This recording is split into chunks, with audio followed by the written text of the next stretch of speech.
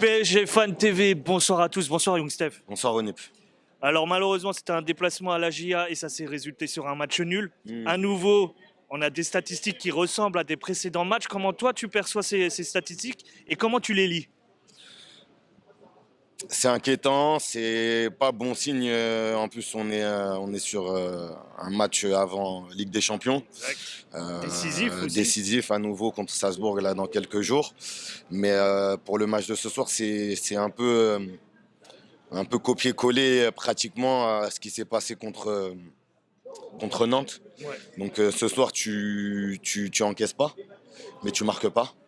Tu marques pas parce que tu as des choix d'entraîneur ce soir qui te met en attaque Barcola, qui est encore une fois très brouillon. Il va falloir qu'on nous explique qu'est-ce qui se passe avec Barcola, que lui vienne nous expliquer qu'est-ce qui se passe, parce je commence à plus pouvoir. Là carrément il s'est fait dépasser au classement des buteurs par Jonathan David. Tu avais un Lee Kangin qui a un jeu pour moi beaucoup trop stéréotypé, qui est pas un mauvais joueur en soi, hein, qui est vraiment pas un mauvais joueur en soi. J'arrive à percevoir quand même un certain talent chez lui, mais ce soir, il a rien réussi, quasiment. Et tu avais Gonzalo Ramos qui, pour moi, sur la première mi-temps, se procure la meilleure occasion parisienne avec cette belle tête et l'arrêt de Léon, qui, pour moi, le gardien au cerveau, est le meilleur joueur du match. Mais tu as des joies d'entraîneur sur la ligne d'attaque, une ligne d'attaque qui n'est pas bonne. Pour toi, qu'est-ce qui devait changer alors? Il a changé, il les a changés. Très tôt en deuxième mi-temps, voire même en milieu de deuxième mi-temps, en 62e, 66e, il a sorti Barcola, il a sorti Kang, il a sorti Ramos, il a fait rentrer Dembélé, Kolo Muani, Désiré Doué. Ces trois-là, va falloir qu'on en parle également. On n'avance pas. On n'avance pas. Moi, je veux bien que Hakimi soit le meilleur joueur parisien depuis le début de saison.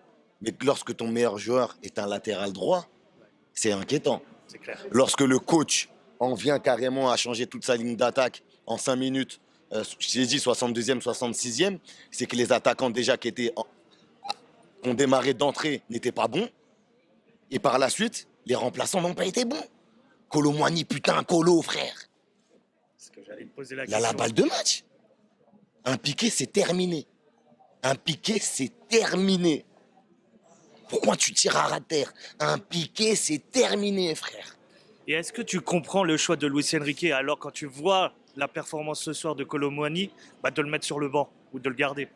Ah mais quand tu vois ce soir l'entrée de Kolo, elle donne raison à 100% au coach, malheureusement. Ouais. La semaine dernière, je me suis plaint qu'il a même pas fait s'échauffer contre Nantes. Là, ce soir, il lui donne sa chance, il lui donne 30 minutes. Il donne 30 minutes. C'est lui qui doit faire la décision sur la dernière occasion qu'il a, enfin l'avant-dernière, parce qu'il y a Désiré Doué, on va en parler, Désiré Doué aussi, hein. Mais là, Kolo Muani, je pense que c'est cuit, c'est terminé. Pour moi, c'est terminé au PSG. J'ai eu beau le défendre pendant toute sa période parisienne. C'est terminé. C'est malheureux à dire, mais c'est terminé. Et Désiré Doué. Désiré Doué, mais qu'il arrête de se prendre pour un joueur qu'il n'est pas. Les gris-gris, inutiles, ça fait pas avancer le jeu. J'ai déjà dit la dernière fois. Je le connais pas personnellement, mais il y a un manque d'humilité. Je sens un manque d'humilité chez ce bonhomme.